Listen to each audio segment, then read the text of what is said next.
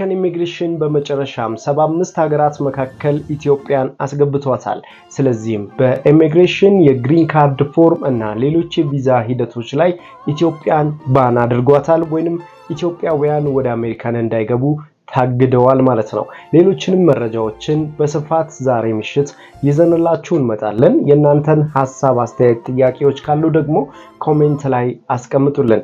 የአሜሪካን ኢሚግሬሽን እና ሌሎች የኤምባሲ መረጃዎችንም ይዘንላችሁ እንመጣለን። ስለዚህ 75 ሀገራት ውስጥ ኢትዮጵያ አንዷ ሆናለች ማለት ነው። ኢትዮጵያ የታገደችበት ምክንያትና ሌሎችም ሀገራት የታገዱበት ምክንያት ከዚህ በፊት መረጃዎችን እየሰጠናችሁ ነበረ።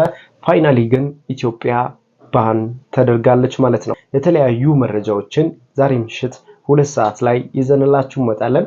ሰብስክራይብ፣ ላይክ፣ ሼር ሌሎችም ሐሳብ አስተያየት ካላችሁ ኮሜንት ላይ ያስቀምጣችሁ አብራችሁን ቆዩ። ዛሬ ምሽት ሆናችሁን አመሰግናለን። መልካም ጊዜ